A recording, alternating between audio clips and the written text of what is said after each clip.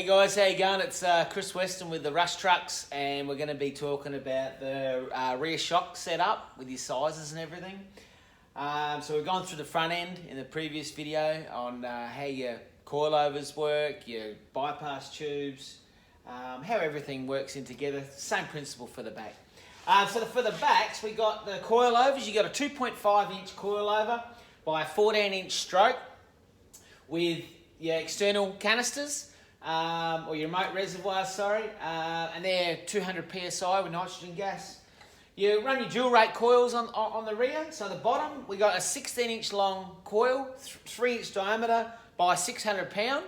And the top is a 14 inch long coil, 3 inch diameter by 550. So they are a little bit of dual rate in the rear. They're pretty a medium weight because this truck's pretty light. There's only sort of one tyre, not much else sort of mounted in the back. I haven't got jacks or dual batteries or other coolers and stuff, so they're sort of towards the other pivot or the where it pivots at the back towards the front there and lower. So that's your a rate that's going to get you on the track. You can muck around with it, you can go up and down with that, and you'll get a good feel of how the truck's going to behave. The coil set for preload is 20 mil, so these two rings, we set that at 20. That still gives you a height of 18 inches, your floor, using 37 inch tyres.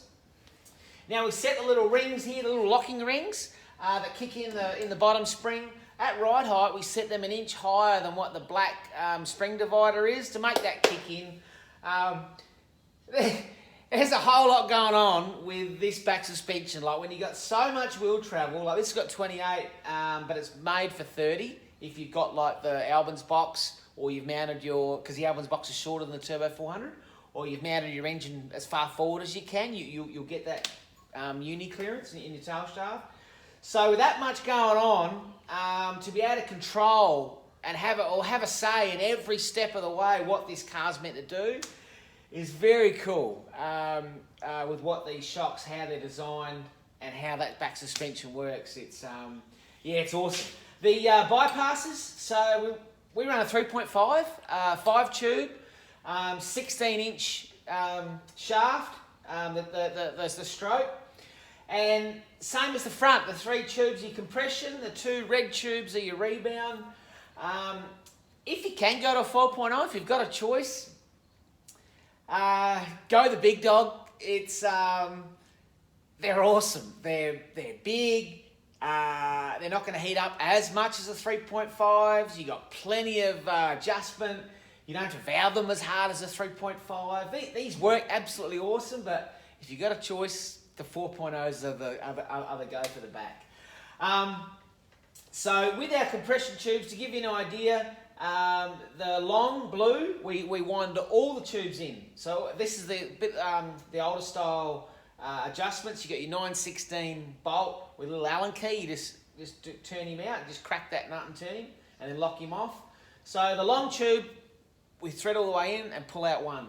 The middle tube is 3. The short tube is 5. The red rebounds, the long red at the back, we wind that all the way in and pull it out 2 turns.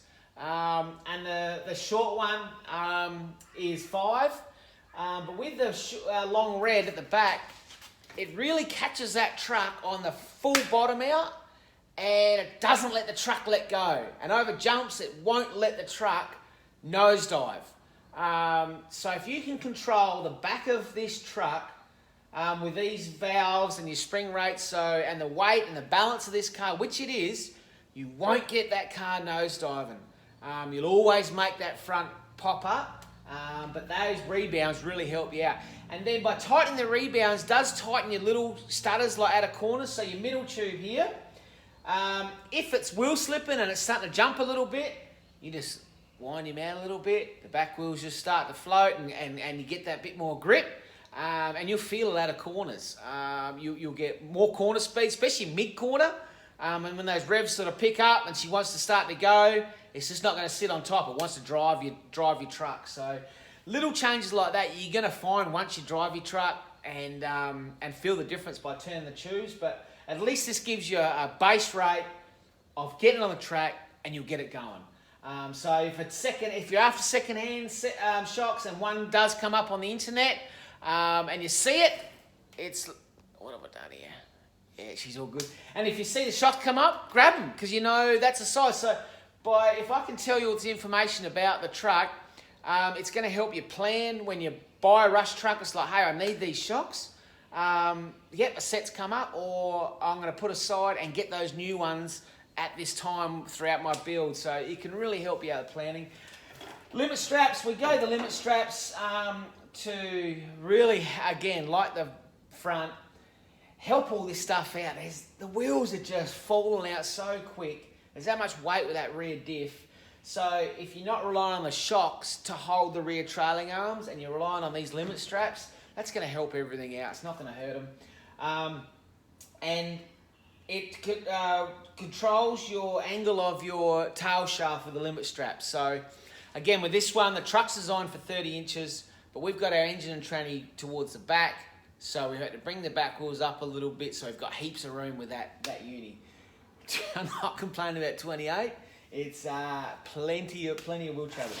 Bump stops, they are key for the rear. You got to have those bump stops in at the back. You have this truck on full flight and you're coming in an absolute slapper off a big jump, and that diff, all that weight's coming up, and you're just relying on these shocks to stop everything. That's when you create a real tension point right here in the back trailing arm. It's like you've stopped that there and all this just wants to come up. But if you stop it back here, it just all that energy is transferred through the chassis up here. So these are 4-inch stroke bump stops, and we set them up so when the truck's fully bottomed out with no springs on, so it's easy to work out, fully bottomed out, the shocks are sitting on your rubbers here, these little black rubbers, little bottom out rubbers. We set these bump stops up just so you can just see a little bit of shaft there on your top of your diff. So when these black rubbers, they'll compress up to like halfway. They'll compress. So when they compress and bottom out, these bump stops have already bottomed out. So all the weight goes through there, and these shocks are just going to do their work beautiful in between the two ranges of the limit strap and the bump stop. But a 4-inch stroke really helps you and catches that last 4 inches of wheel travel too.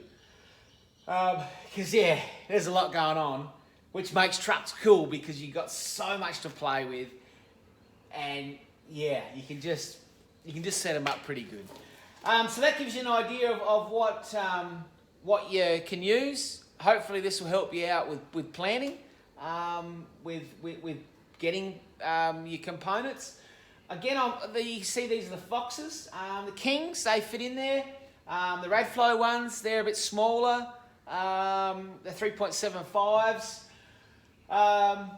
But everything sort of does the same sort of job, but it's your preference of what you want and what's available, who can help you out, and all those things that go into making your decision by getting them on. The tube layout on the back bypass is pretty open. Some of the shocks come with little bolts in the top of the head that you can actually rotate the body.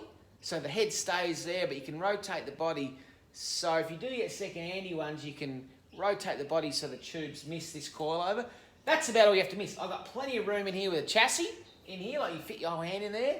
So if you've got tubes coming around the side, that's cool.